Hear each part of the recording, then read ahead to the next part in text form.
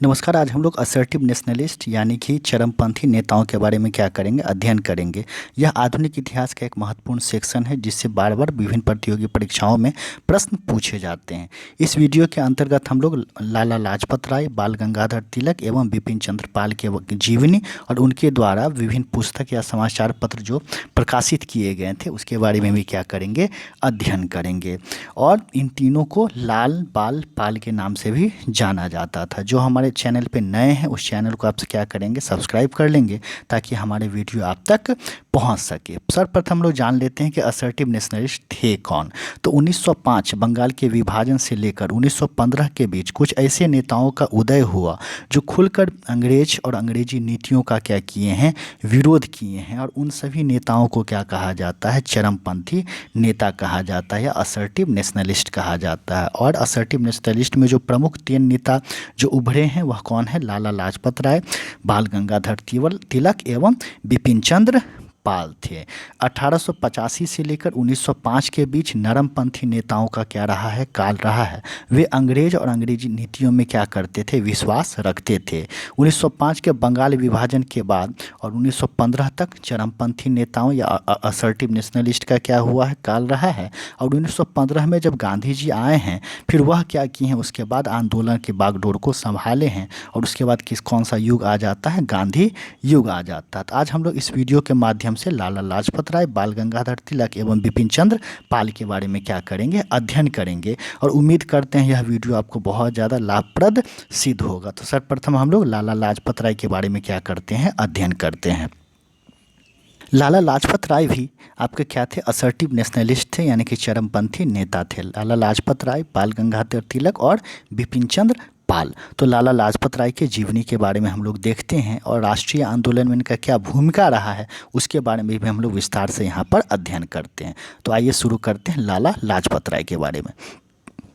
इस वीडियो में नोट्स को इंग्लिश में लिख दिया गया है और हिंदी में समझा दिया गया है ताकि दोनों माध्यम के छात्रों के लिए यह क्या हो, लाभप्रद सिद्ध हो। बस आप ध्यान से अगर सुनिएगा उससे भी आपको पूरी कहानी क्या हो जाएगा, समझ में आ जाएगा। तो लाला लाजपत राय को क्या कहा जाता है, शेरे पंजाब के नाम से भी जाना जाता है।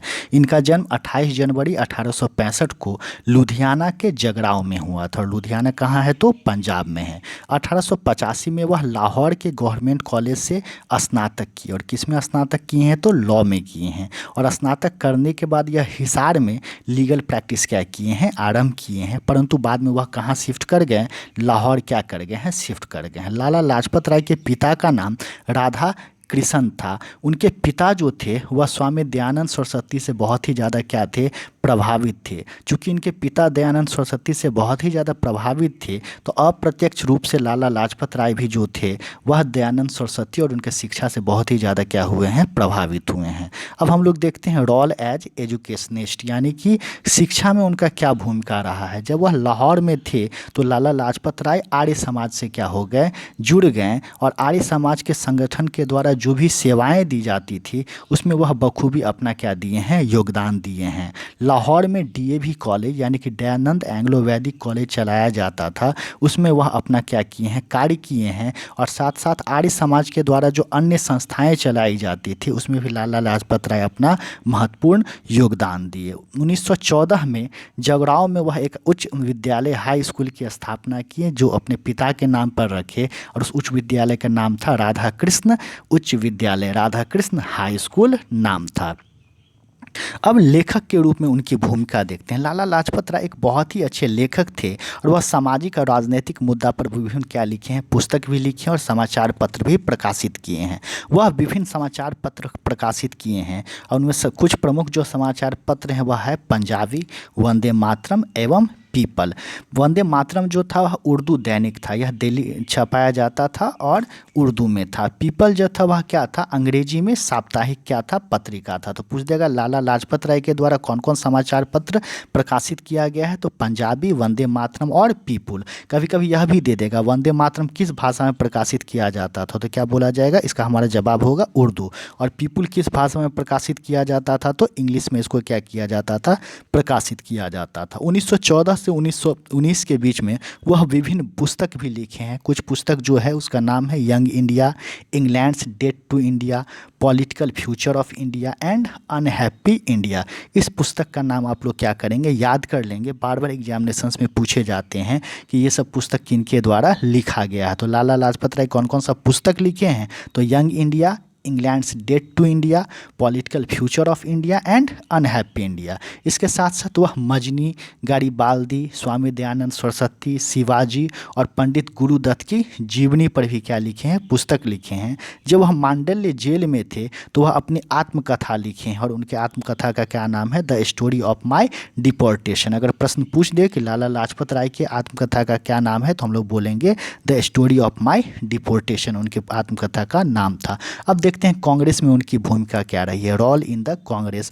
वह कांग्रेस में औपचारिक तौर पर 1888 में जुड़े, परंतु उनका जो करियर है चरम सीमा पर बंगाल के विभाजन के बाद 1905 में पहुंचा है। बंगाल विभाजन के बाद वह असर्टिव नेशनलिस्ट चरमपंथी नेता के आंदोलन में वह भी क्या हुए हैं, सम्मिलित हुए हैं और बाल गंगाधर तिलक और बिपिन चंद्र पाल के साथ मिलकर क्या किए हैं, आंदोलन छेड़े हैं। 1905 में वह गोपाल कृष्ण गोखले के साथ इंग्लैंड गए। उन लोगों का एक ही मकसद था कि बंगाल विभाजन का जो दर्द है वह अंग्रेज़ों को क्या किया जाए, समझाया जाए। अगर अंग्रेज उस दर्द को समझ लेंगे तो हो सकता है बंगाली विभाजन के प्रति कुछ सहानुभूति दिखाएंगे या भारतीयों के प्रति सहानुभूति दिखाएंगे। वे लोग इंग्लैंड में जगह जगह गए और भारतीय अंग्रेज़ों को अपनी व्यथा सुनाए, परंतु लाला लाजपत राय को लग गया कि अंग्रेज़ उनकी व्यथा नहीं सुनने वाले हैं या उनकी मदद नहीं करने वाले हैं और निराश होकर वो कहाँ लौट गए, भारत लौट गए। और भारत लौटकर वह जो युवा थे उनको आत्मनिर्भर बनने का क्या दिए, संदेश दिए। युवाओं को बोले कि हमें बाहरी शक्तियों पर भरोसा नहीं करना चाहिए, बाहरी मदद पर भरोसा नहीं करना चाहिए, हमें आत्मनिर्भर बनना चाहिए। 1907 में सरदार अजीत सिंह के साथ मिलकर वो कॉलोनाइजेशन बिल का क्या किए हैं, विरोध किए हैं। चूँकि धीरे धीरे लाला लाजपत राय अंग्रेज विरोधी ज़्यादा काम करने लगे, जिससे अंग्रेज क्या हो गए, डर गए और इसके परिणाम स्वरूप उन्हें लाला लाजपत राय को 6 महीना के लिए मांडल्य जेल में क्या किया गया, भेज दिया गया है। अब 1907 में सूरत के कांग्रेस अधिवेशन में बाल गंगाधर तिलक लाला लाजपत राय को अध्यक्ष पद के लिए क्या किए, मनोनीत किए, उनका नाम आगे बढ़ाएं, परंतु गोपाल कृष्ण गोखले क्या किए, इसका विरोध किए। लाला लाजपत राय तुरंत अपना नाम वहां से क्या किए, हटा लिए, ताकि कांग्रेस के बीच कोई दरार नहीं आ सके। अब देखते हैं उनका विदेश में क्या भूमिका रहा है। 1914 में लाला लाजपत राय को कांग्रेस के तरफ से कहाँ भेजा गया, इंग्लैंड भेजा गया। वहाँ से वह कहाँ चले गए, अमेरिका चले गए, जहाँ पे अमेरिका में 5 वर्ष क्या हुए हैं, रहे हैं। उस 5 वर्षों के दौरान वह गदर पार्टी को क्या किए हैं, सहायता प्रदान किए हैं और होम रूल लीग भी क्या किए हैं, अमेरिका में आरंभ किए हैं। जब प्रथम विश्व युद्ध समाप्त हुआ उसके बाद वह कहाँ वापस लौट गए, भारत लौट गए हैं। अब देखते हैं 1920 के बाद उनकी भूमिका क्या रही है।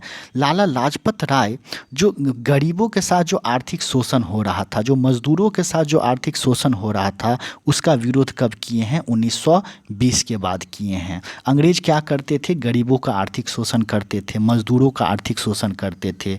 लाला लाजपत राय इस आर्थिक शोषण का क्या किए हैं, विरोध किए हैं। और जो मजदूर लोग जो आंदोलन छेड़े उसमें वह जमकर क्या किया, उनकी सहायता किए हैं और इसी के कारण 1920 में उन्हें all India trade union Congress का क्या बनाया गया, अध्यक्ष बनाया गया, प्रथम अध्यक्ष बनाया गया। तो पूछ दिया जाएगा कि all India trade union Congress के प्रथम अध्यक्ष किनको बनाया गया था, तो लाला लाजपत राय को बनाया गया था। कब बनाया गया था, तो 1920 में।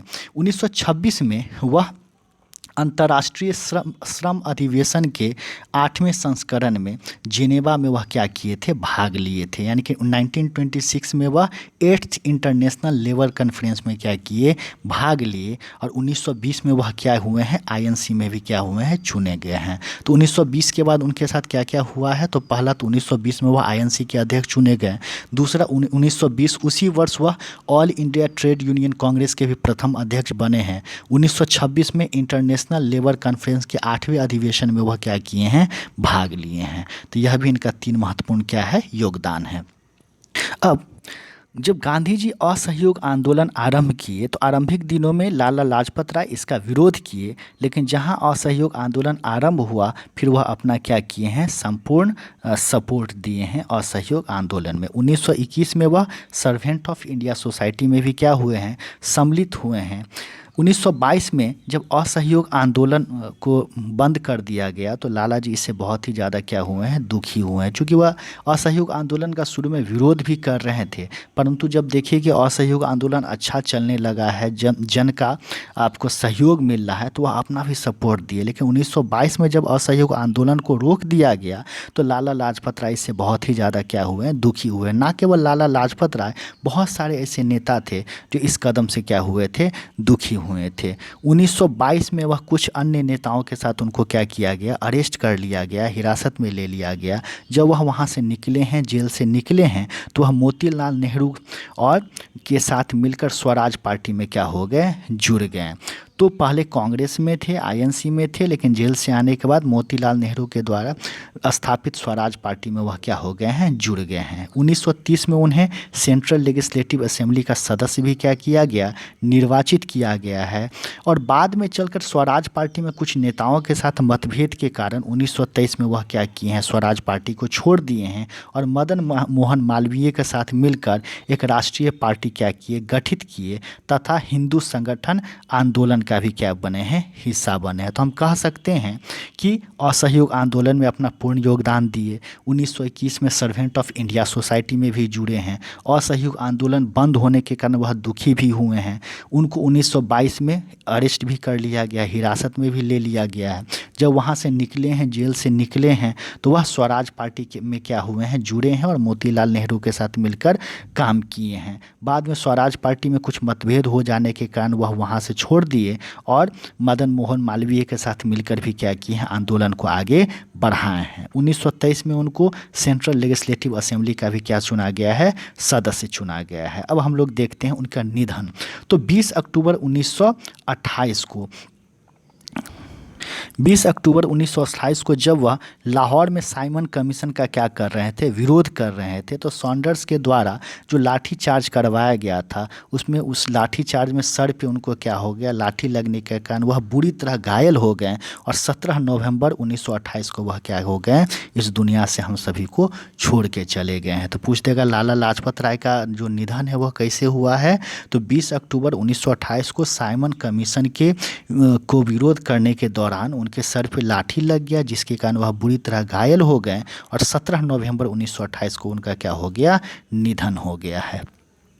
तो ये था लाला लाजपत राय के बारे में संक्षेप हम लोग विवरण कर दिए हैं। इस टॉपिक में महत्वपूर्ण क्या है, तो उनके द्वारा लिखा गया समाचार पत्र, उनके द्वारा लिखा गया पुस्तक और वह किन किन आंदोलन में भाग लिए हैं, यह भी महत्वपूर्ण है। अब हम लोग इनके बारे में देखते हैं। ये बाल गंगाधर तिलक के बारे में क्या करते हैं, अध्ययन करते हैं। जैसा कि लाल बाल पाल, तो लाला लाजपत राय के बारे में देख लिए थे। अब हम लोग इनके बारे में देखते हैं बाल गंगाधर तिलक के बारे में। तो आइए हम लोग देखते हैं बाल गंगाधर तिलक के बारे में। बाल गंगाधर तिलक एक सच्चे देशभक्त थे। उनका जन्म महाराष्ट्र के एक ब्राह्मण परिवार में 1856 में हुआ। चूँकि वह 1857 की क्रांति से पहले जन्म लिए, तो उस समय का जो माहौल था, क्रांतिकारी माहौल था, उसको बहुत अपने बचपन से ही क्या किए, गौर किए हैं। बचपन से उनको वह क्रांतिकारी माहौल क्या हुआ, देखने को मिला है और उनके दिल में जो क्रांतिकारी का जो खून था वह दौड़ने लगा। कहीं ना कहीं मन में जो क्रांतिकारी का जो भावना होता है वो बहुत बचपन से ही उनके मन में क्या हो गया है, जग गया है। उनका अर्लियर करियर देखते हैं, शुरुआती दौर में उनका क्या रहा है। तो अपना जो वह करियर आरंभ किए वह किसके रूप में आरंभ किए हैं, लॉयर के रूप में, वकील के रूप में आरंभ किए हैं। लेकिन चूंकि वह बचपन से ही क्रांतिकारी माहौल को देखते आ रहे थे, इसलिए उन्होंने ठान लिया कि उनको देश की क्या करनी है, सेवा करनी है। और वह डेक्कन एजुकेशन सोसाइटी और फर्गसन कॉलेज के संस्थापक सदस्य भी रह चुके थे।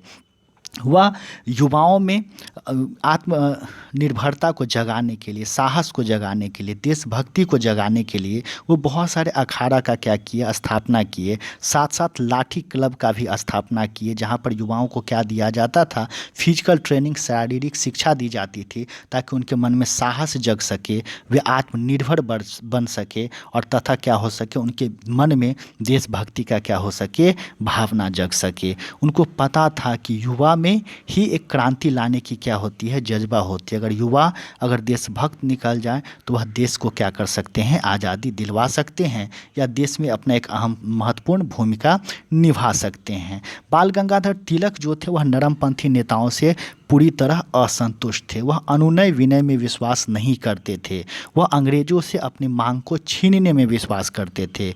वह कहते थे कि भाई विदेशी वस्तुओं का क्या करो, बहिष्कार करो, और जो भारतीय वस्तु है उसको क्या करो, बढ़ावा दो। साथ साथ जो विदेशी शिक्षा है उसको ही बहिष्कार करने की वह क्या करते थे, बात करते थे। जहाँ नरमपंथी नेता जो थे वह अनुनय विनय करते थे। बाल गंगाधर तिलक खुल के बोले कि हमें अंग्रेज और अंग्रेज की नीतियों का क्या करना चाहिए, विरोध करना चाहिए।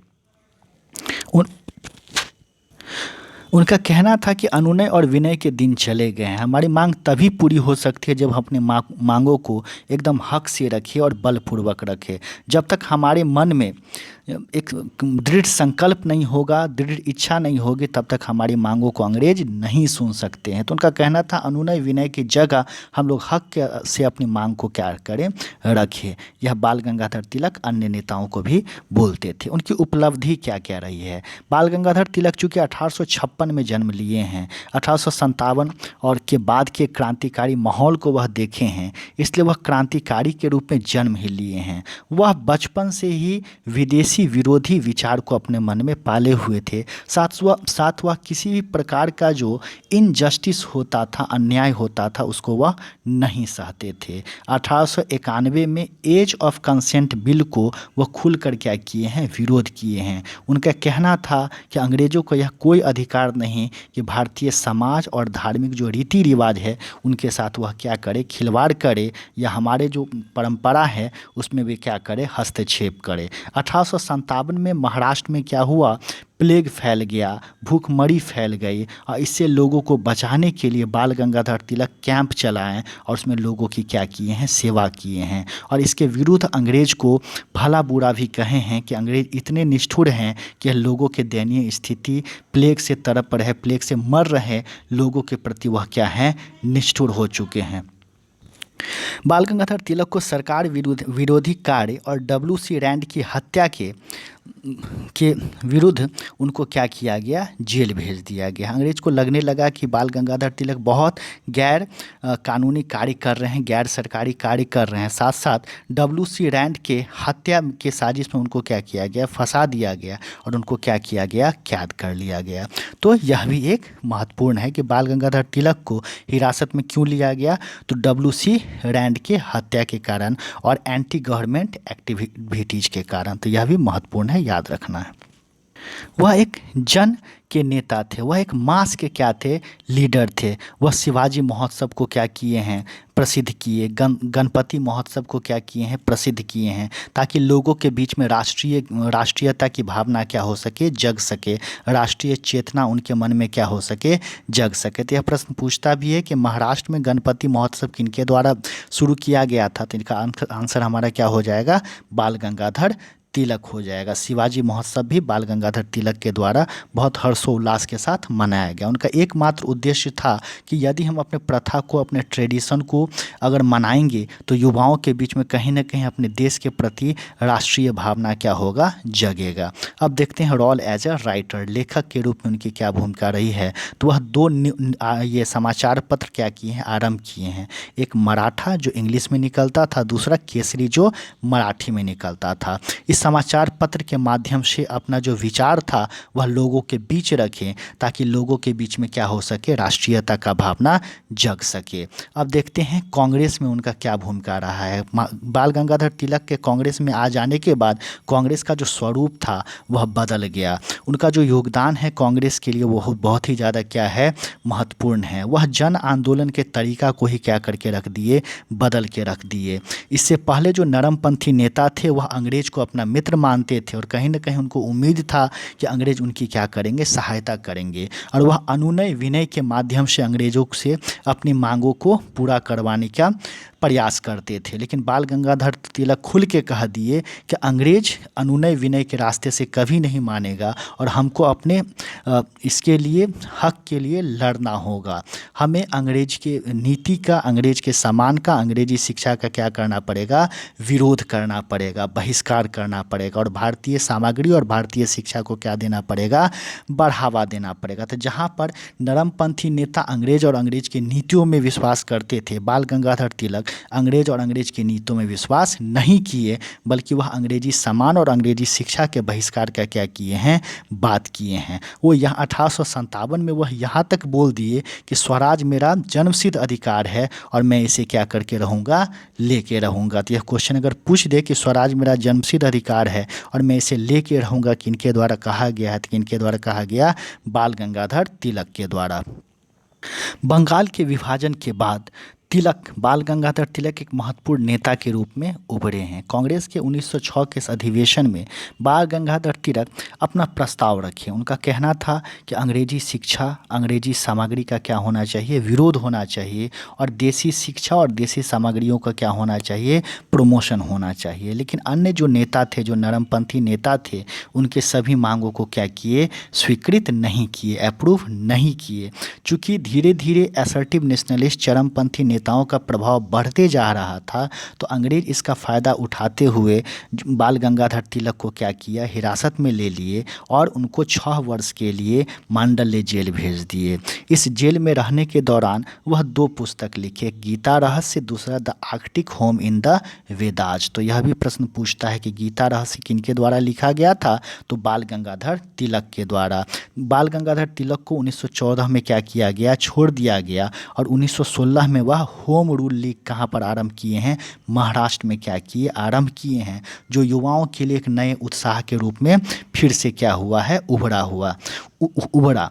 उसी वर्ष अन्य नेता के प्रयास से बाल गंगाधर तिलक किसमें फिर से जुड़ गए, कांग्रेस में जुड़ गए और कांग्रेस में जुड़ने के बाद लखनऊ अधिवेशन में वह लखनऊ समझौता में क्या किए, एक अपना अहम भूमिका निभाएं। और हम लोग जानते हैं लखनऊ जो समझौता था इससे भी बहुत ज़्यादा महत्वपूर्ण था, क्योंकि उसी समझौता में हिंदू मुस्लिम क्या हुए, एक हुए थे। 1918 में वह मॉन्टेग चेम्सफोर्ड जो रिफॉर्म्स था उसको भी क्या बोले, असंतोषजनक बोले और उसकी भी वह क्या किए हैं, आलोचना किए हैं।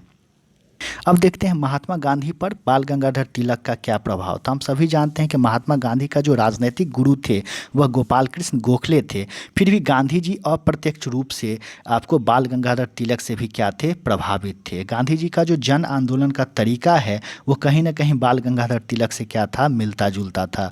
गांधी जी बाल गंगाधर तिलक से क्या क्या सीखे कि कैसे जन आंदोलन किया जाए, कैसे लोगों को एकजुट किया जाए, स्वदेशी वस्तुओं का उपयोग करना, विदेशी वस्तुओं का बहिष्कार करना, राष्ट्रीयता की भावना जगाना, ये सब कहीं ना कहीं किनका प्रभाव था, गांधी जी पर बाल गंगाधर तिलक का प्रभाव था। गांधी जी जो असहयोग आंदोलन जो आरंभ किए थे उसमें कहीं ना कहीं बाल गंगाधर तिलक के आंदोलन की क्या दिखती थी, छवि दिखती थी। इसलिए कहा जाता है बाल गंगाधर तिलक को forerunner of Gandhi, Gandhi ji का अग्रणी भी कहा जाता है। अगर आपको क्वेश्चन दे दे कि फॉर रनर ऑफ गांधी के नाम से किनको जाना जाता है, तो हम कह सकते हैं बाल गंगाधर तिलक को कहा जाता है। गांधी जी का जो जन आंदोलन का तरीका था वह बाल गंगाधर तिलक का भी जन आंदोलन का तरीका था, लेकिन एक बिंदु पर दोनों में क्या था, असमानता थी। वह एक बिंदु क्या था, बाल गंगाधर तिलक का मानना था कि यदि हमको अपना लक्ष्य पाना हो तो हमको किसी भी रास्ते, कोई भी रास्ता अपनाए वह क्या होगा, सही होगा, चाहे वह हिंसा का रास्ता हो या अहिंसा का रास्ता हो। लेकिन गांधी जी का कहना था कि हमको हमेशा अहिंसा का रास्ता क्या होना चाहिए, अपनाना चाहिए। हालांकि बाल गंगाधर तिलक भी खुद कभी अहिंसा की रास्ता नहीं अपनाए हैं। बाल गंगाधर तिलक जो थे वह लोगों के बीच बहुत ही ज़्यादा क्या थे, प्रसिद्ध थे, पॉपुलर थे और लोग उनको प्यार से, स्नेह से क्या बुलाते थे, लोकमान्य बुलाते थे। बाल गंगाधर तिलक करने वाले व्यक्ति थे, वो जो बोलते थे वो करके दिखाते थे, वो जो भी बोले उसे एक्शन में, क्रिया में ला के दिखाए हैं। सर वैलेंटाइन चिरोल उनको भारतीय असंतोष का जनक भी कहते थे। 1 अगस्त 1920 को लोकमान्य तिलक अंतिम सांस लिए और हम दोनों को क्या हो गए, हम लोगों को छोड़ के चले गए हैं। वे एक सच्चे क्या थे, देशभक्त थे, जो बोले वो करके दिखाएं। एक चरमपंथी आंदोलन की शुरुआत किए, लोगों के बीच राष्ट्रीयता की भावना जगाएं, युवाओं के मन में युवाओं के मन में आत्मनिर्भरता की बीज बो के गए हैं और इसलिए हमारे दिलों में उनका अभी भी क्या है, स्थान है और हमेशा रहेगा। अब हम लोग आगे आ जाते हैं, बिपिन चंद्र पाल के बारे में अध्ययन करते हैं। बिपिन चंद्र पाल भी क्या थे, एक असर्टिव नेशनलिस्ट थे और यह बाल गंगाधर तिलक और लाला लाजपत राय के साथ मिलकर भारतीय राष्ट्रीय आंदोलन में अपना क्या दिए हैं, महत्वपूर्ण योगदान दिए हैं। आइए हम लोग इनके जीवनी के बारे में अध्ययन करते हैं। बिपिन चंद्र पाल का जन्म 1858 में असम के सिलहेट जिला में हुआ था। उनका जो करियर है वह कटक में एक स्कूल में शिक्षक और हेडमास्टर के रूप में क्या हुआ, आरंभ हुआ है। 1876 में वह ब्रह्म समाज से क्या हुए हैं, जुड़े हैं और 1898 में ब्रह्म समाज की तरफ से उन्हें कहाँ भेजा गया, इंग्लैंड भेजा गया। किस चीज़ के अध्ययन के लिए, कंपैरेटिव थियोलॉजी के अध्ययन के लिए। हालांकि वह कुछ वर्षों बाद यह ब्रह्म समाज को क्या किए, छोड़ दिए। बिपिन चंद्र पाल जो थे वह विभिन्न प्रकार के सामाजिक बुराइयों के क्या थे, खिलाफ थे। वह विधवा पुनर्विवाह के लिए आवाज़ उठाएं, वह बच्चियों के शिक्षा के लिए क्या किए हैं, आवाज़ उठाए हैं। वे हमेशा से जाति प्रथा और अनेक प्रकार के सामाजिक बुराइयां या जाति के कारण जो भेदभाव होता था उसका हमेशा से क्या किए हैं, विरोध किए हैं। अब अगला देखते हैं, रोल इन कांग्रेस। कांग्रेस में उनकी भूमिका क्या रही है। तो बिपिन चंद्र पाल 1887 में वह कांग्रेस से क्या हुए हैं, जुड़े हैं और उसी वर्ष मद्रास के अधिवेशन में वह आर्म्स एक्ट के विरुद्ध क्या किए हैं, शानदार भाषण दिए हैं। वह भारत के विभिन्न भागों में भ्रमण किए हैं और स्वराज और आज़ादी के लिए क्या किए हैं, जन संपर्क किए हैं और लोगों के बीच में आज़ादी और स्वराज का क्या पहुंचाए हैं, संदेश पहुंचाए हैं। बाल गंगाधर तिलक की तरह जो बिपिन चंद्र पाल थे वह भी विदेशी वस्तुओं की बहिष्कार की बात किए, स्वदेशी अपनाने की बात किए हैं। उनका जो शानदार भाषण देने की कला थी वह चरमपंथी नेताओं को और ज़्यादा प्रकाश में ला दिया। वह बंगाल विभाजन के विरोध में क्या किए हैं, आवाज़ उठाए हैं और चरमपंथी नेताओं का जो आइडिया था, उनका जो विचार था वह लोगों तक क्या किए हैं, पहुँचाए हैं। वह लोगों को हमेशा राष्ट्रवादी बनने की क्या करते थे, सीख देते थे। वह लोगों को आत्मनिर्भर बनने की क्या करते थे, सीख देते थे और लोगों को अपने वतन से प्यार करने और अपने वतन पर गर्व करने की क्या करते थे, सीख देते थे। 1907 में उन्हें 6 महीना के लिए क्या किया गया, हिरासत में भेज दिया गया और हिरासत में इसलिए ले लिया गया क्योंकि वह अरविंदो घोष के विरुद्ध में कोई गवाही नहीं दिए थे। आरंभिक दिनों में बिपिन चंद्र पाल सुरेंद्र नाथ बनर्जी को अपना राजनीतिक गुरु मानते थे, लेकिन धीरे धीरे वह किसके तरफ उनका रुख बढ़ गया, लाला लाजपत राय और बाल गंगाधर तिलक की तरफ उनका रुझान क्या हो गया, ज़्यादा बढ़ गया। और सूरत अधिवेशन में वह जमकर बाल गंगाधर तिलक का क्या किए, सपोर्ट किए और नरमपंथी नेताओं का जो आंदोलन का तरीका है उसका वह क्या किए हैं, विरोध किए हैं। 1905 के बंगाल विभाजन के बाद बिपिन चंद्र पाल जमकर बहिष्कार आंदोलन का क्या किए हैं, साथ दिए हैं। स्वदेशी आंदोलन का क्या किए हैं, साथ दिए हैं। 1911 में जब वह इंग्लैंड से वापस आए हैं तो बिपिन चंद्र पाल पुनः चरमपंथी जो राष्ट्रीय आंदोलन था उसमें अपना क्या किए हैं, योगदान दिए हैं। 1911 में वह आपका इंपीरियल फेडरेशन की अवधारणा लाए हैं। तो आपको दे देगा कि इंपीरियल फेडरेशन की अवधारणा किनके द्वारा दिया गया, तो बिपिन चंद्र पाल के द्वारा दिया गया। बिपिन चंद्र पाल का कहना था कि अंग्रेज अगर हमारे यहाँ शासन कर रहा है तो हमारे और अंग्रेज के बीच शासक और गुलाम का संबंध नहीं होना चाहिए, बल्कि अंग्रेज और भारतीयों के बीच में समानता का क्या होना चाहिए, संबंध होना चाहिए। 1918 में बिपिन चंद्र पाल और तिलक इंग्लैंड गए हैं, किसके सदस्य के रूप में, तो होम रूल लीग के सदस्य के रूप में कहाँ गए हैं, इंग्लैंड गए हैं। जब गांधी जी असहयोग आंदोलन आरंभ किए तो बिपिन चंद्र पाल इसका सपोर्ट नहीं किए, क्योंकि उनका मानना था कि असहयोग आंदोलन में कुछ और एग्रेशन के साथ कहीं न कहीं यह आंदोलन क्या करना चाहिए, शुरू करना चाहिए और इसी कारण से वह क्या किए, कांग्रेस को छोड़ दिए हैं। अब देखते हैं रोल एज अ राइटर, लेखक के रूप में उनकी क्या देखते हैं, भूमिका देखते हैं। 1908 में जेल से छूटने के बाद बिपिन चंद्र पाल पुनः कहाँ गए हैं, आपको इंग्लैंड गए हैं दूसरी बार। बिपिन चंद्र पाल जब दूसरी बार इंग्लैंड गए तो वहाँ 3 वर्ष रहे हैं और वह हिंदू फिलॉसफी, हिंदू दर्शन और भारतीय राष्ट्रवाद पर विभिन्न पुस्तक लिखे हैं। वह एक शिक्षाविद थे, बहुत अच्छे लेखक थे और जर्नलिस्ट थे। 1901 में वह एक अपना समाचार पत्र आरंभ किए जिसका नाम न्यू इंडिया था। उनका जो लेख था वह विभिन्न समाचार पत्र जैसे the English man, the statesman and the modern review में क्या होता था, छपते रहता था। वह एक पुस्तक लिखे हैं जिसका नाम क्या है, द स्पिरिट ऑफ नेशनलिज्म है। तो पूछ देगा बिपिन चंद्र पाल के द्वारा जो पुस्तक लिखा गया है उसका नाम क्या है, तो द स्पिरिट ऑफ नेशनलिज्म है। अब देखते हैं रोल एज एन इकोनॉमिस्ट, अर्थशास्त्री के रूप में उनका क्या भूमिका रहा है। तो वो अर्थशास्त्री के रूप में भारतीयों के आर्थिक दशा को वह क्या किए हैं, दिखाने का क्या किए हैं, प्रयास किए हैं। वह एक पुस्तक लिखे जिसका नाम था the Economic Menace to India, और इस पुस्तक के माध्यम से कुछ वह परामर्श दिए हैं। पहला तो परामर्श था कि वह चाहते थे कि स्वदेशी उद्योग को क्या किया जाए, बढ़ावा दिया जाए।